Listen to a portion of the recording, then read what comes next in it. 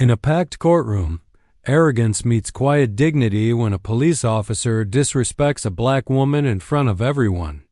His cruelty shocks the room, but her calm presence hints that she is far more than she appears. One symbolic act ignites the tension, and one powerful line from her flips the balance, leaving the officer unsettled as a chilling twist looms. "We don't allow your kind to sit up front. Move back where you belong." The words cut through the stiff silence of the courtroom like a blade. Heads turned. Suits creaked as attorneys stiffened. Whispered murmurs rippled through the oak-paneled chamber, bouncing between the tall pillars that framed the judge's bench. Every eye shifted toward the man who had spoken. Officer Mark Harlan stood tall in his navy blue uniform, badge gleaming under the fluorescent lights, a smug grin twisting the corner of his lips. His boots were planted wide on the marble floor, as if the courthouse itself were his territory. His voice dripped with authority, with entitlement sharpened by years of unchecked power. The target of his words, a Fasa, black woman in a charcoal suit, remained seated. She had entered with quiet grace, her steps measured, her head held high, as though the stares of strangers were nothing new. Her skin glowed under the courtroom's harsh lights, her eyes calm, unreadable. She did not flinch at his insult. She simply crossed her legs, resting her hands on her lap with the poise of someone who knew storms could pass without her raising her voice. But Mark wasn't finished. "You heard me," he barked, stepping closer. His shadow fell across her seat. "People like you don't get the front row. Back of the court now." Gasps floated through the gallery. A woman in pearls whispered, "How could he?" while a man in a gray blazer shook his head, pretending not to see. The bailiff froze by the door, gaze darting between the two, unwilling to interfere. The silence of the judge's empty bench only deepened the imbalance. Justice had yet to take its seat. The black woman looked up at him, her eyes steady as water, her lips pressed in silence. She didn't argue. She didn't move. Her stillness only aggravated him further. Mark's smirk vanished. His jaw clenched. "Fine, if you won't move." In one swift, arrogant gesture, his polished boot lashed out, catching her shin. The kick echoed, a dull thud swallowed by the courtroom's vaulted ceiling. Gasps burst louder now. A pen clattered from someone's hand. The sting of violence, so casual, so public, shocked the room into breathless stillness. For a heartbeat. Time froze. The woman inhaled slowly. No cry escaped her lips. No anger distorted her face. She placed one hand gently on the armrest, steadying herself, as though anchoring not just her body but the dignity of generations before her. At her feet, a sleek black Labrador shifted. The dog, who had lain unnoticed, rose to attention. Its deep brown eyes narrowed on the officer. A low growl rumbled from its throat, vibrating through the silence like an ancient warning. Mark stepped back instinctively, his arrogance faltering. He looked at the dog as if he had just realized he wasn't the only one in control. A nervous laugh escaped him. "Control your mutt," he sneered, though his voice cracked. The woman finally spoke. Her voice was soft, steady, yet it carried through the entire chamber with an authority that no badge could imitate. "He doesn't attack without reason," she said. Her eyes never left his. "But he always knows the truth when he sees it." The gallery leaned in, as though tethered to her words. A shiver rippled through the room. Mark blinked, taken aback, anger flashing to cover his unease. The Labrador stepped forward, chest low, ears flat, gaze locked. Its loyalty radiated like fire, an unspoken shield between woman and officer. Mark's hand twitched toward his belt, not for his gun. Not here, but for the illusion of control. He wanted to reassert himself, to crush the unsettling shift in energy. The woman rose, slowly, gracefully. Her posture unfolded like a storm cloud gathering on the horizon. She smoothed her blazer, her presence towering without a raised voice or clenched fist. The scrape of her chair legs on the marble was louder than his kick had been. Then came her line, the one that silenced even the whispers. "You should learn who people are before you put your boots on them." Her words struck him harder than any blow could. A flash of confusion crossed his face, then fear, though he masked it with a scoff. "Lady, you don't scare me." She tilted her head slightly, almost pitying, almost amused. From the gallery, the murmurs rose again, this time not in horror but in anticipation. Something about her tone, her confidence, hinted at a truth that none of them had seen yet. Bailiff shifted nervously. Someone in the back whispered, "Who is she?" The dog pressed closer to her side, tail still, body rigid, eyes locked on the officer like a soldier awaiting orders. She gathered her purse, draping it over her arm, and turned toward the judge's bench where the gavel lay untouched. Her steps were deliberate, echoing like a drumbeat of inevitability. She paused only once, glancing over her shoulder at the stunned officer. Her final words were low, almost too soft to hear, but they carried the weight of revelation. "You'll find out soon enough." The cliffhanger hung in the air like a blade. Mark's smirk had fully evaporated. He shifted on his feet, suddenly unsure of his ground. The courtroom doors creaked open, spilling a shaft of white light into the chamber. And with it came the shadow of what was yet to be revealed. "You think she's somebody, she's nobody?" Mark Harlan's voice echoed down the hallway as he stalked out of the courtroom, boots hammering against the tiled floor. His words were aimed at no one in particular, a half-snarl thrown at the cluster of lawyers and clerks who pretended not to hear. But everyone did. They always heard him. The courthouse corridor was narrow, its fluorescent lights flickering above. Rows of portraits, judges, senators, sheriffs, all white faces staring down from gold frames. Mark walked beneath them like a soldier parading before ancestors, chin high, badge glinting, but his jaw was tight because behind his words there was doubt. He could still feel the woman's eyes on him. The way she hadn't flinched. The way her dog had growled, low and primal, as if it knew something he didn't. And worse, the way the gallery had shifted, their silence transforming into something heavier than fear, respect. For her, not him, arrogant. "Which?" he muttered under his breath. "Mark," a voice called from behind. He turned. Officer Randall, a younger cop with restless eyes, jogged up, his uniform slightly wrinkled. "What was that in there? You kicked her? In front of everyone?" His voice dropped to a whisper. "Are you out of your mind?" Mark smirked, forcing the swagger back onto his face.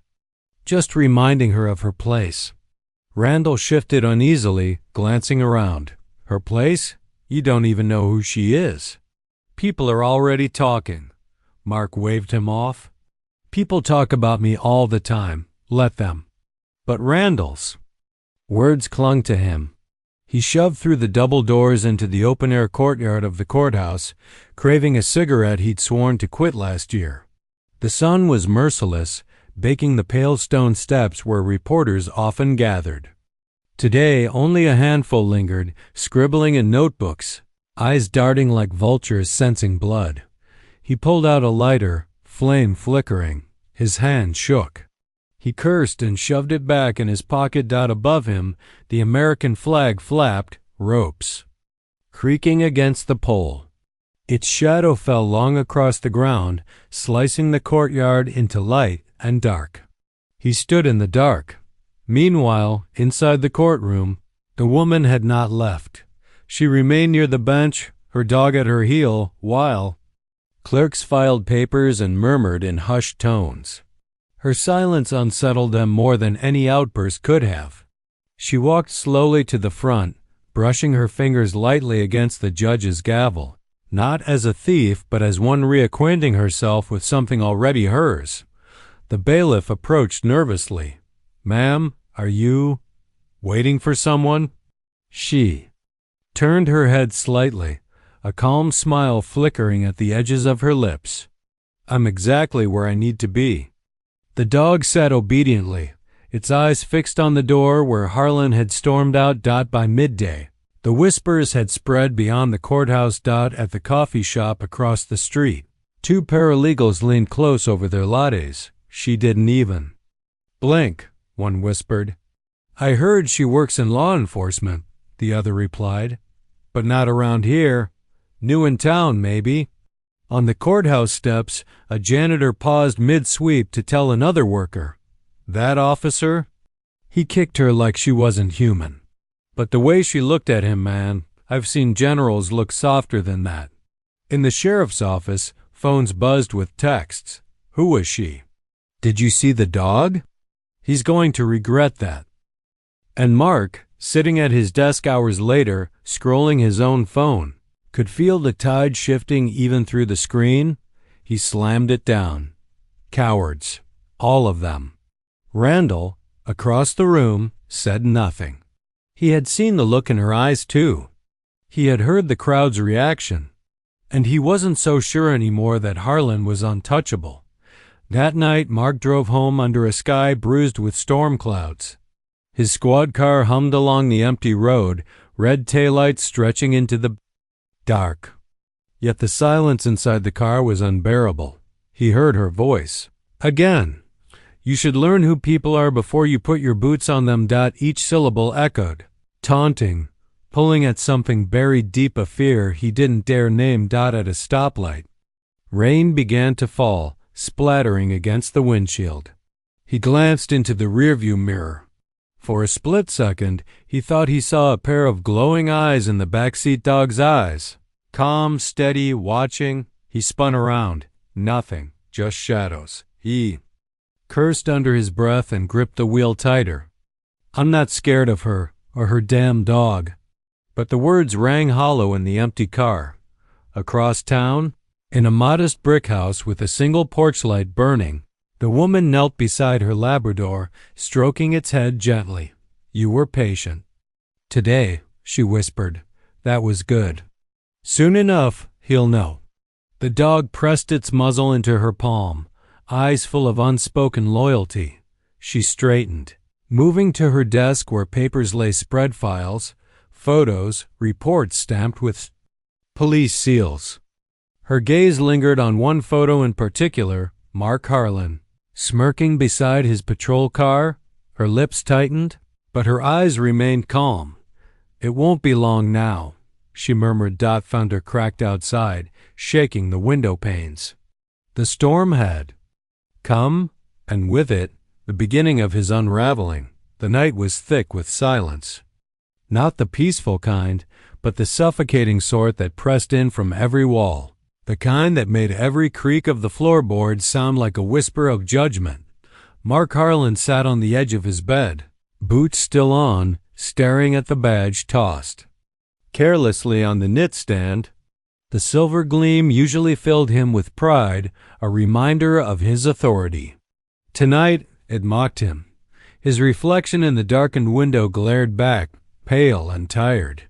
He rubbed his temples, trying to drown out her words. "You should learn who people are before you put your boots on them." The storm outside had passed, but the echoes of thunder still rattled his chest. He pulled at his collar, stood, and paced the length of the room. His house was tidy, almost sterile white. Walls, dark leather furniture, photos of him in uniform with other officers. Smiles frozen, fists raised in triumph, trophies of dominance. Yet tonight, the walls seemed to lean in on him, suffocating. A sound broke the silence. A growl. Low, steady. Mark froze. His hand went instinctively to his belt, forgetting he wasn't wearing it. His pistol lay locked in the safe downstairs. He spun, eyes scanning the corners. Nothing. Just shadows bending with the swaying branches outside. But the growl hadn't been in his head. He knew it, and worse, it was familiar. That dog. The Labrador. His chest tightened. He stepped toward the window, yanked the curtain aside, and glared into the yard. Empty. only rain-soaked grass gleaming under the streetlight. Still, his skin crawled. He grabbed the curtain and yanked it shut. "Just nerves," he muttered. "That's all." But when he turned back, the silence of the house had shifted. It was no longer empty silence. It was listening silence. The next morning, Mark strode into the precinct, mask of arrogance nailed back onto his face. He slammed his coffee onto his desk, startling a rookie officer nearby. "Something funny?" he barked, noticing the rookie's glance. "No, sir," the young man stammered, eyes dropping to his paperwork. But whispers trailed him down every hall. They weren't about his strength anymore, but about the woman, about the kick, about the dog. By mid-morning, Randall cornered him in the locker room. "Mark, people are saying things. People always say things. This is different." Randall lowered his voice. "That woman, do you know who she is?" Mark sneered. "Just another entitled." "No," Randall cut him off. His voice trembled slightly. "She's not just anyone. Word is she's got connections. High up, real high." Mark's smirk faltered for a fraction of a second. "Rumors, that's all." But even as he said it, his gut twisted. That afternoon, he was sent back to the courthouse on routine duty escorting a witness. He had hoped to avoid that place, but fate dragged him back into the same halls, the same walls that had watched him lash out. As he guided the nervous witness toward the courtroom doors, he saw her, the woman, standing at the far end of the hall, calm as ever, her Labrador sitting obediently at her side. She didn't move. She didn't speak. She only watched. The dog's eyes locked on him. And then, without a sound, it rose to its feet, hackles lifting, body tense like a bowstring drawn. Mark's chest tightened. His hand twitched toward his belt again. The witness beside him whispered, "What's wrong with the dog?" Mark clenched his jaw. "Nothing. Keep moving." But his voice shook. The woman tilted her head slightly, as though she could read his every thought. Her hand rested lightly on the dog's collar, not restraining, just guiding. The Labrador did not bark. It did not lunge. It simply stared, piercing, unyielding, as if it saw him stripped bare. For the first time in his career, Mark felt judged. Not by a court. Not by a jury. By a dog. That night, sleep did not come easily. Mark tossed in bed, sweat gathering on his brow. Dreams dragged him under, dreams of the courtroom, of the dog's eyes glowing in the dark, of the woman's voice echoing until it filled every corner of his skull. He woke with a start. And froze. At the foot of his bed. In the faint glow from the streetlight outside, he saw a shape. Low to the ground, still, watching. A dog's silhouette. His breath caught. His hand reached blindly for the lamp, fingers fumbling. Light filled the room. Empty. Just his jacket thrown over the chair. He let out a shaky laugh, pressing a hand against his chest. Losing it. I'm losing it. But deep down, he knew. The Labrador hadn't needed to be in his house to haunt him. Its loyalty to her was so fierce, so unshakable, that it had crossed into his mind, into his sleep, into the very walls of his life. The warning had been delivered, and he had heard it loud and clear. The precinct had never felt so cold. Mark Harlan walked through the glass doors, his uniform pressed sharp, his boots polished, but something was off. Heads lifted when he entered, as they always did, but not with the same respect. The usual nods, the smirks, the chuckles at his jokes were gone. Instead, eyes flicked quickly away, and conversations lowered to whispers as he passed. The badge on his chest felt heavier than usual, as though it wasn't a symbol of authority anymore, but a weight dragging him down. He slammed his locker open, the metal clang echoing down the row. Randall appeared at the edge of the aisle, hesitant. "You hear them?" Mark growled. Randall shifted uncomfortably. "People talk. They always have. Not like this." Randall didn't answer. He didn't need to. The silence said enough. By mid-morning, the tension spilled into the briefing room. The captain, a broad man with graying hair, scanned the officers seated around the table. His tone was clipped, sharper than usual. Community complaints are up. We need to be careful. There's chatter about conduct inside the courthouse. His eyes landed on Mark, not by accident. Mark sat stiff, arms crossed, a smirk plastered to his face. Sir, with respect, the community always complains. The captain's gaze hardened. This time it's not just the community. The room went still. Officers avoided Mark's eyes. He glanced around, searching for loyalty, finding only silence. Randall cleared his throat. Captain, it's about the woman. People say she's... The captain cut him off. Enough, this isn't the place. His glare swept the room. Meeting dismissed. Chairs scraped back, boots shuffled, but Mark sat frozen. The woman. Always the woman. That afternoon, Mark drove his patrol car through the neighborhood, red and blue lights flickering against brick walls and storefronts. He should have felt powerful, but the looks he received weren't the usual mix of fear and obedience. They were sharper now, watching, measuring. On a corner, two teenagers whispered as he passed. He rolled the window down. You got something to say? He barked. They froze, eyes wide, but one managed to mutter, She's coming for you, man. Mark slammed the accelerator, tires screeching, his anger barely covering the chill running down his spine. Inside the courthouse, the woman moved like time itself, steady, unhurried, inevitable.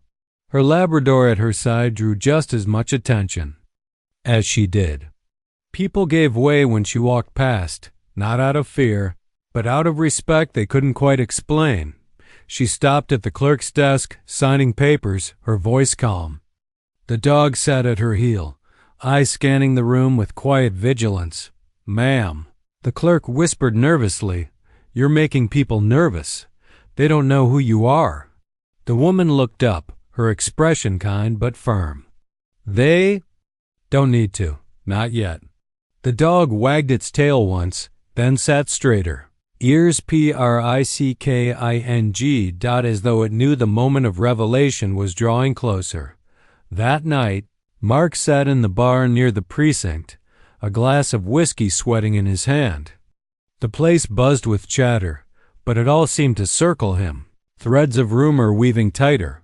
A group of off-duty officers laughed at a corner table, but their laughter died when he glanced over.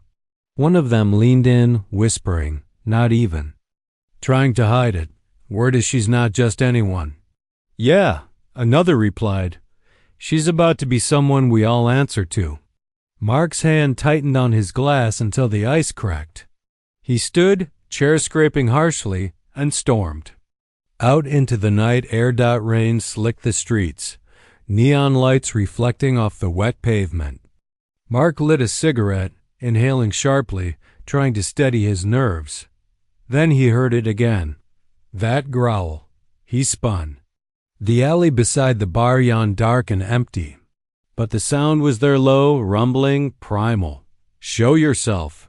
He barked, hand twitching toward his belt. Silence, but he could feel it. Watching, waiting. He backed away, shaking his head. Not real. Just in my head? Yet the echo followed him all the way home. At dawn, Mark stood in front of his bathroom mirror, staring at his own reflection. For the first time, he saw not strength, but cracks. His eyes were bloodshot. His jaw clenched too tight. His badge, sitting on the sink beside him, no longer looked like protection. It looked like a shield too thin to hold back what was coming. He slammed his fist against the counter. She's nothing, nobody. The law here. But his reflection didn't believe it. Across town, the woman sat at her dining table, sunlight filtering through sheer curtains. Her dog rested at her feet, head lifted as though listening.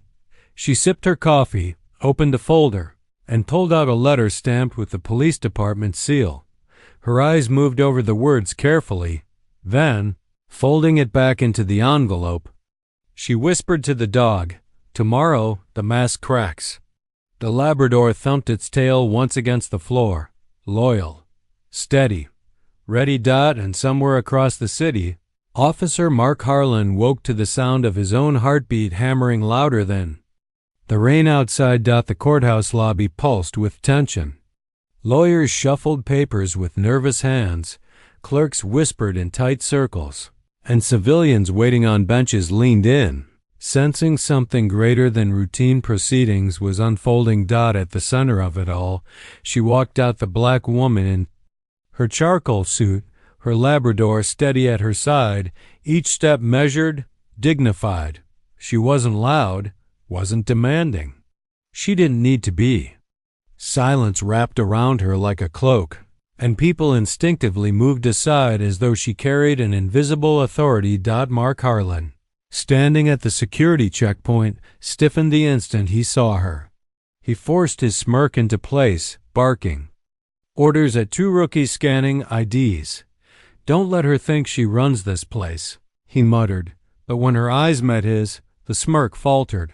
The dog's gaze locked too, calm but piercing. That same growl hummed beneath the silence, not from its throat this time, but in his memory. His fists clenched. Inside the courtroom, Judge Wexler adjusted his glasses, shuffling papers as he prepared to begin. The gallery filled quickly, too quickly for a case as minor as the one scheduled. Reporters lined the back row, notebooks poised, their presence signaling something bigger was expected. Mark leaned against the wall, arms crossed. He told himself he didn't care, but the sweat under his collar betrayed him. The woman sat in the front row, her Labrador at her feet. It lay down but didn't relax, ears alert, eyes trained on every move. The symbol of loyalty had become a symbol of her power, silent, steady, undeniable. The proceedings began, but whispers drowned them out. "She's here again. Why doesn't she speak? Do you know who she is?" Mark's jaw tightened. The murmurs weren't about him anymore. The attention, the gravity was hers. Halfway through the hearing, the judge paused. His eyes flicked toward her, uncertainty flashing behind his usual mask of authority. He cleared his throat. "Ma'am, I don't believe you are on the docket today. May I ask your business?" The woman stood slowly. Gasps rippled through the gallery as though even the act of her rising was an event. She smoothed her blazer and spoke with a voice that filled every corner of the chamber. "I'm here to observe." Simple words. Nothing more, but the weight behind them made Mark's stomach twist. At recess, reporters swarmed the hallway. Cameras clicked, microphones thrust forward. "Ma'am, can you tell us why you've been attending these hearings? Do you have a connection to the police department? Are the rumors true that you're here for an appointment?" She didn't stop walking. Her hand brushed the dog's head lightly, and the Labrador guided her through the crowd with calm certainty. Only once did she pause. She turned her head slightly, eyes locking with Mark across the corridor. Her lips curved, just barely, into a smile that wasn't joy, wasn't kindness, just inevitability. Mark felt the floor tilt beneath him. Back in the precinct, the whispers turned into open talk. Officers huddled in corners, voices low but urgent. "They say she's taking the chief's seat." Impossible. "The chief's retiring, sure, but her? You didn't see the letter?" "Captain got it yesterday." Mark stormed in, voice booming. "Shut your mouths!" The room froze. Eyes darted. But none of them looked afraid of him anymore. Randall stood from his desk, face pale. "Mark, it's true." Mark's heart hammered. "What's true?" Randall swallowed. "She's the new chief. Official announcement's coming." The words hit harder than any blow. Mark's face flushed crimson, his smirk collapsing. "Lies." He spat, but even he could hear the desperation in his voice. Randall didn't answer. He didn't need to. That night, Mark couldn't escape it. Not at the bar, not in his car, not even in his dreams. Everywhere he turned, he saw her face, calm, dignified. Watching Dot, and always the dog Dot in his sleep, its growl became thunder. Its eyes burned through him, unmasking him in ways no courtroom ever had. He woke drenched in sweat, gasping, the echo of her words clawing at him again. You should learn who people are before you put your boots on them. Across town, she sat at her desk, the envelope still sealed beside her coffee. She didn't need to open it again. She already knew. Her dog rested its head on her lap, eyes closing. She stroked its fur gently, whispering, "Tomorrow the world will know too." The Labrador's tail brushed once against the floor, as steady as a drumbeat of truth. The next morning, Mark walked into the precinct with his uniform sharper than ever, his jaw set, trying to bury the dread clawing at him. But when he stepped into the briefing room, silence greeted him, not the usual kind. Not respect. Everyone stood not for him, for her. She walked in, calm, composed, her dog at her heel. The captain followed, his expression unreadable. "Officers," he announced, "meet your new chief." Gasps burst around the room. Mark's world cracked. The briefing room hung in stunned silence, as though the very air had been knocked out of the precinct. Every officer stood at attention, not from habit, but because instinct told them to. Authority had just walked in, not blaring sirens, not barking commands. Just quiet, absolute presence. The black woman stepped forward, her Labrador pacing at her side with measured calm. Its nails clicked lightly on the polished floor, the only sound breaking the stillness. "Officers," the captain repeated, voice more formal now, "meet your new chief." Her eyes scanned the room, calm, unwavering. She wasn't measuring them, she was seeing them. One by one, Mark's breath came sharp, shallow. His fists clenched so tight his knuckles whitened. This couldn't be happening. Her? The same woman whose cane he had kicked, whose dignity he had mocked, now standing in his precinct above him? It felt impossible, unforgivable. She stepped toward the podium, her voice calm but firm. "I won't give a long speech," she began. "You've all heard whispers. Some of you doubted them. Others hoped they were true." Her hand rested briefly on her dog's head. The Labrador looked up at her as though it had always known. "The truth is simple," she continued. "This department is changing. From today forward, accountability is not a choice. It is a standard." Murmurs rippled through the room. Mark scoffed loudly, cutting through the noise. Accountability? His voice carried an edge sharp enough to slice through glass. Coming from someone who just shows up? Heads turned. All eyes flicked between him and her. The chief turned slowly, meeting his glare without flinching. "And you are?" Mark bristled. "Sergeant Harlan. Been here longer than most. I know how this place works." Her gaze lingered, calm, unimpressed. "Then you should know what happens when arrogance outruns discipline." Laughter, stifled but audible, bubbled from the back of the room. Someone coughed to cover it. Mark's face flushed crimson. She continued as if he hadn't spoken. "Some of you may feel threatened by change. That's natural. But understand this: no badge, no uniform, no rank puts you above the law you swore to protect." Her words weren't loud. They didn't need to be. They cut deeper in their calmness. Mark's jaw worked furiously, but when he opened his mouth again, no words came out. The silence of the other officers pressed down on him. No one stepped in. No one backed his smirk, his swagger. For the first time, he felt exposed. After the briefing, the room emptied quickly, officers whispering as they filed out. Mark stayed behind, burning with rage. He waited until the last one, left before stepping forward, his boots echoing against the floor. "You think you can just walk in here," he hissed, "and take over? You don't belong here, not in that chair." The chief didn't rise to his tone. She simply adjusted a file on the podium, her movements deliberate, unshaken. Then she looked at him. "I belong here the moment you put your boot on me," she said quietly.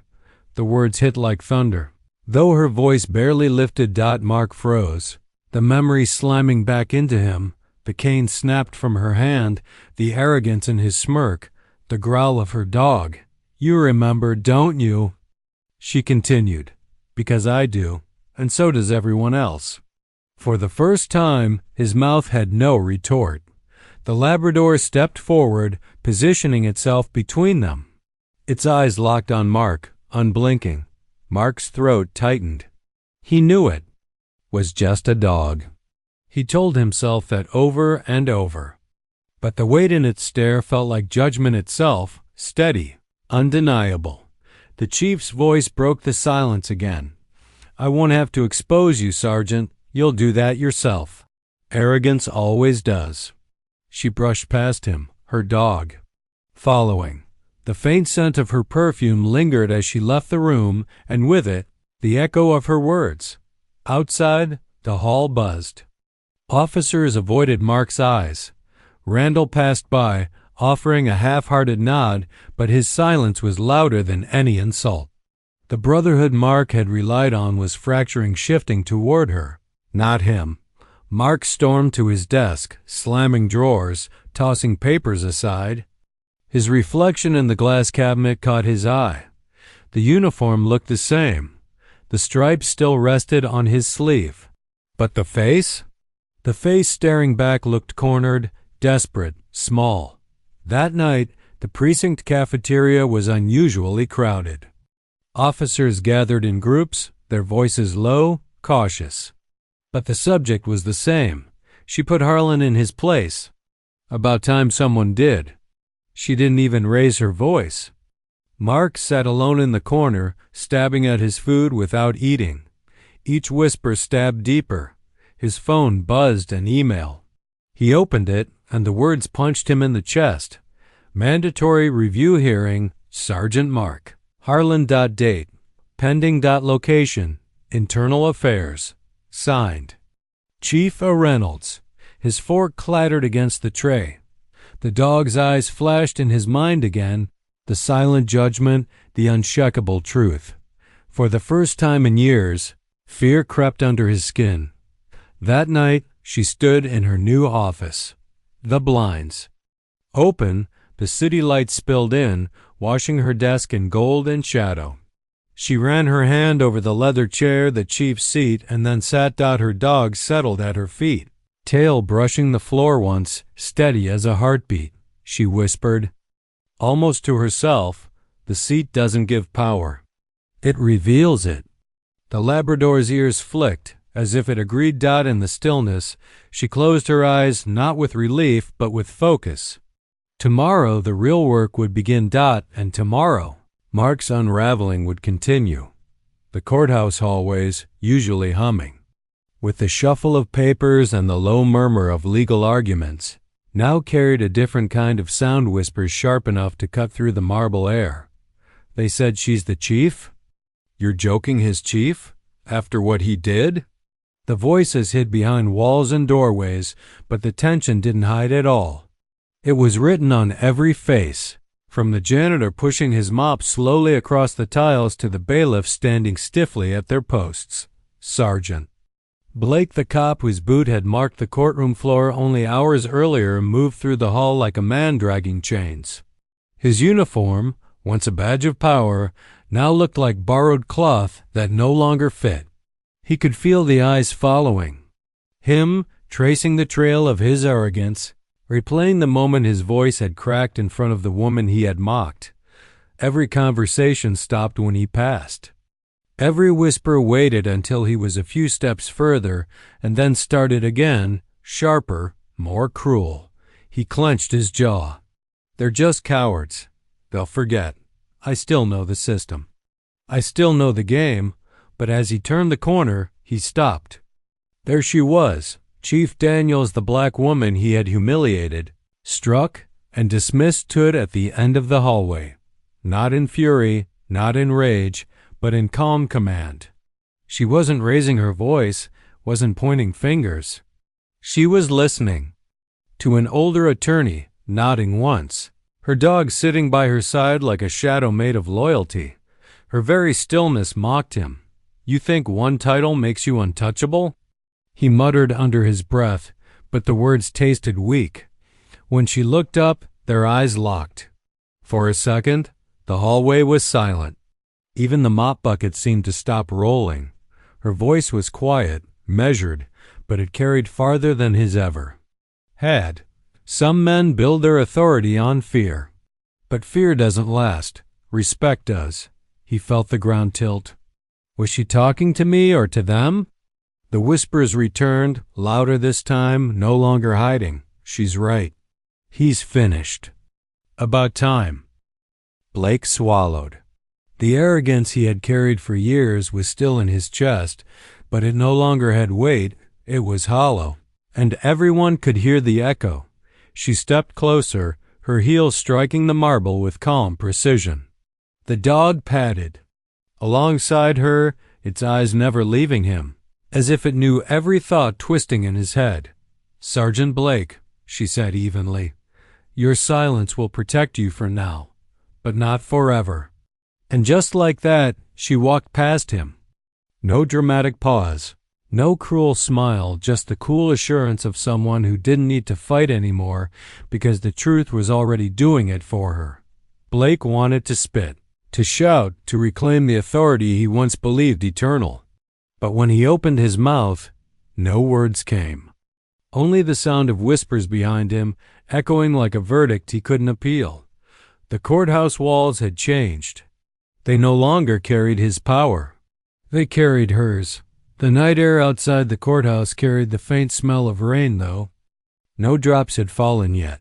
Clouds hung low, dark and swollen, as if the sky itself had been watching and waiting. Sergeant Blake walked down the courthouse steps alone. Normally, when he left this place, officers slapped his back, lawyers shared cigarettes with him, and interns rushed to hold doors open. But tonight, the staircase stretched empty, every set of eyes choosing to look elsewhere. He paused halfway. Down, adjusting his belt as though the silence around him was just a mistake. They're just spooked. Tomorrow it'll be back to normal. They always forget. But tomorrow came sooner than he thought. Inside, the courthouse cafeteria buzzed with a new rhythm. Blake walked in for his usual black coffee, expecting the hum of respect to follow him. Instead, the room froze for only a second before conversations resumed, not around him, but past him, like he was invisible. At a table by the window, two young officers whispered over their trays. That's her, isn't it? Daniels, she's different. Different? She's the first leader who listens. You feel it. And him? The officer tilted his head slightly toward Blake. You can smell the fear on him now. Blake's hand twitched around his cup. He slammed it harder than he meant to on the counter, but no one flinched. The crash of ceramic no longer commanded the room, it just made the silence heavier. He stalked out, jaw locked, his boots echoing down the hall. By late afternoon, whispers had grown into something else, small acts of defiance. Officers he once ordered around now gave short, clipped answers. A bailiff ignored his demand for paperwork. Even the janitor, mop in hand, didn't bother stepping aside as Blake passed. The building itself seemed to shift against him. The portraits of old white judges lining the walls didn't look like anchors anymore. They looked like ghosts staring down at a man who'd lost his grip. And then came the meeting. In the chief's temporary office, a room once reserved for men like him, Daniel sat behind the desk. Papers neatly stacked, a calm authority radiating from her posture. Her dog lay curled at her feet, its eyes flicking open as Blake entered. She didn't rise. She didn't shout. She didn't even acknowledge the tension in the air. "Sergeant Blake," she said, her tone firm but not cruel. "Close the door." He hesitated, but the look in her eyes left no room for disobedience. He shut it. For a long moment, she didn't speak. She let the silence do the work. Her gaze lingered on him, not with hatred, but with a kind of piercing clarity that stripped him bare. "You've spent years believing this badge gave you the right to decide who mattered," she said at last. "But a badge without integrity is just a piece of metal." Blake's fists curled. "You don't get to lecture me. I've kept this department in line for years. I know how this place runs." Her dog shifted, growling low, as if even it could hear the rot in his words.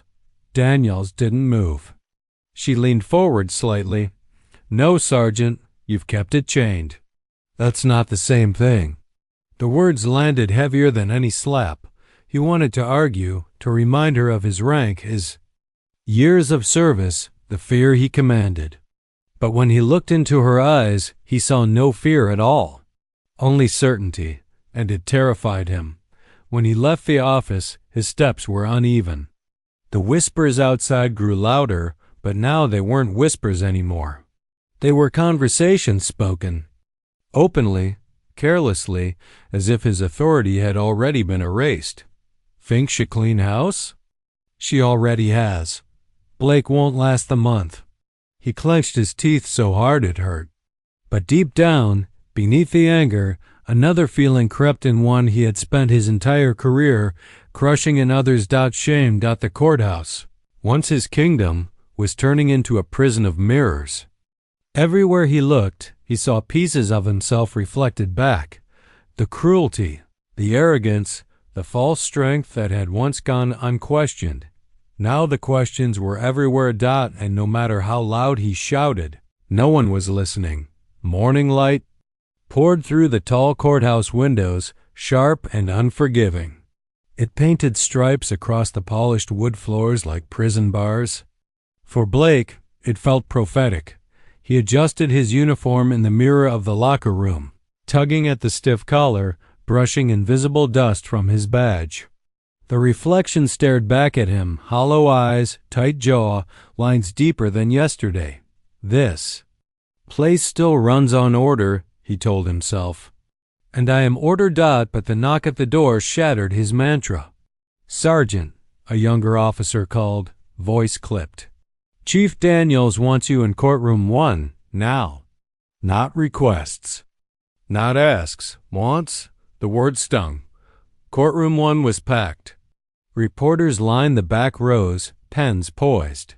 Families sat stiffly on benches, some clutching children's hands. The hum of tension filled the air. At the front, Daniels stood calmly by the bench, a stack of files in hand. She didn't rush. She didn't raise her voice. She just existed with a presence that pulled every eye toward her. Blake entered through the side door, expecting heads to turn. They didn't. The silence that once crowned his entrances had shifted. Now it was the silence of indifference. "Sergeant." "Blake," Daniels said evenly. "Take your seat." The words sliced through him. He wasn't the one giving orders, he was being directed. And worse, he obeyed because every eye in the room was watching. The session began. Daniels introduced reform, small changes at first, mandatory body cams, community review boards, revisiting closed cases. Each proposal drew murmurs of approval from the crowd. Each line in her voice carried weight. Blake couldn't hold his tongue. "This is ridiculous," he snapped, standing. "You're undermining decades of procedure." Daniels didn't look at him. She simply turned a page. "Decades of procedure built on silence," she replied. "That ends now." The crowd shifted, whispers rising. Some nodded. Some smiled. A man in the back clapped once, sharply. Then another joined. Then another. Applause spread like wildfire. Blake felt heat crawl up his neck. "You think you can just erase me?" He barked, his voice louder than he meant. "This department survives because of men like me." The room fell still. Daniels finally looked at him, not with anger, but with something worse, pity. "Men like you," she said softly, "are why this department needed saving." The words cracked something inside him. He surged forward, hands slamming on the bench. Eyes wild. "I built this place. I bled for it." "And you?" His voice caught. For the first time in his career, he realized he didn't know how to finish the sentence. "You what? You're a woman? You're black? You're not me?" The courtroom waited, breathless. Daniels didn't move. Her dog lifted its head, growling low, steady. Blake's voice broke into something raw. "You can't take this from me." But the truth already hung in the air. She hadn't taken it. He had lost it. Piece by piece, year by year, until today revealed what was left. A man stripped of borrowed power, standing naked before those he once ruled. The chief judge, seated silently until now, cleared his throat. "Sergeant Blake, sit down or leave." This courtroom. Laughter rippled from the benches. Actual laughter. Blake's hands trembled on the wood. His throat burned. Rage screamed inside him, but no words formed.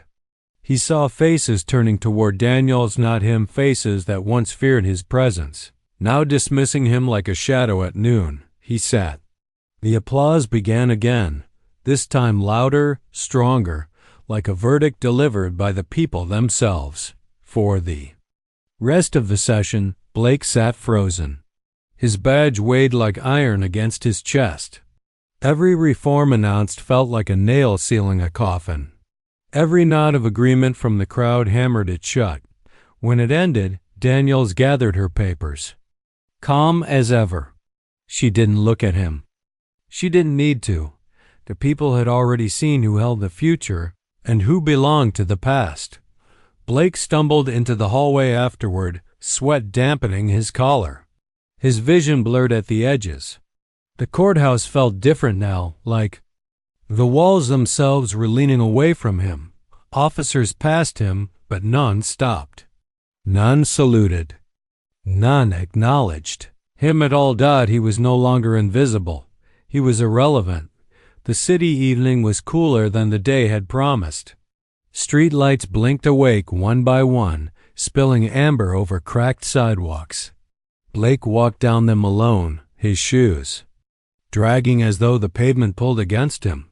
For the first time in years, no one followed. No partner, no subordinate, no shadow of respect. Just the sound of his own breath, shallow and ragged. He passed the diner he used to haunt with. Other officers. Laughter spilled from inside, but none of it paused for him.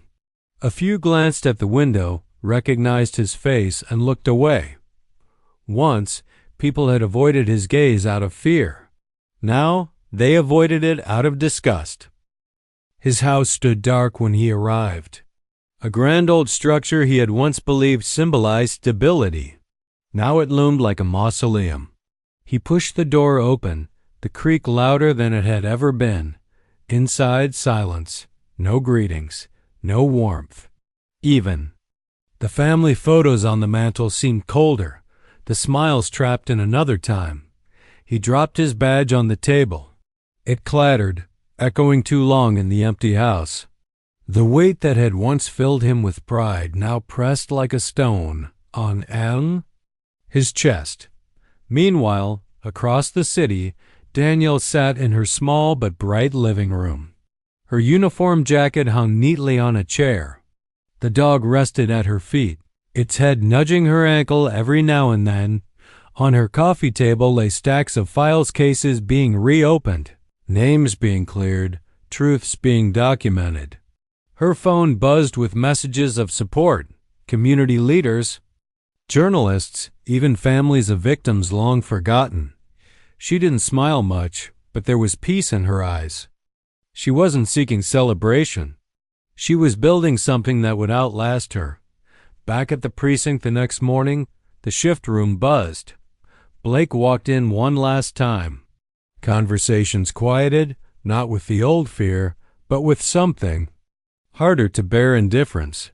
He opened his mouth, but no words came. Officers shuffled past him, eyes locked on Daniels as she entered behind him. She didn't announce anything. She didn't boast. She simply nodded at the men and women in the room, and they nodded back. Respect, silent and mutual. It was more than Blake had ever truly earned. An officer whispered too loudly, "That's the end of him." Another replied, "Been a long time coming." Blake's jaw tightened. He wanted to bark, to remind them of who he was. But even his voice had deserted him. He turned to Daniels, the only one watching. "You think this makes you better than me?" His words cracked, more plea than accusation. Daniels looked at him for a long moment. Then she shook her head. "It doesn't make me better. It makes the world fairer." Blake flinched, because deep down he knew it was true. By noon, word spread. Blake had been placed on administrative leave, a polite phrase for exile. Reporters swarmed outside the precinct, but none asked him questions. Their lenses, their microphones, all aimed at Daniels. On the evening news, his name appeared only once, mentioned briefly in connection to disciplinary hearings. Daniels, however, dominated headlines. The black woman who changed a department. He watched from his dark living room, the television glow carving shadows into his face. Every sentence praising her felt like a nail closing him in. When the broadcast ended, the screen went black, his reflection staring back at him. But the man in the glass wasn't a commander, wasn't a protector. Just a bitter figure swallowed by silence. Weeks later, a public hearing finalized it. Blake was stripped of his badge. The announcement came without drama. The city had already moved on. Daniels, seated quietly in the front, didn't even look at him when it was read aloud. She had bigger work ahead. As Blake stood, the crowd shifted, not toward him but around him, creating space. A kind of exile more painful than chains. He staggered outside. The courthouse steps, once a stage where he demanded obedience, now felt like cliffs leading nowhere. Cameras swiveled past him, all pointed at Daniels as she emerged into the sunlight. Her dog trotted at her side, head high, tail steady. The people surged forward, not to jeer at Blake, but to stand closer to her. It was over. That night, alone in his hollow house, Blake sat in the kitchen staring at the badge still lying on the table.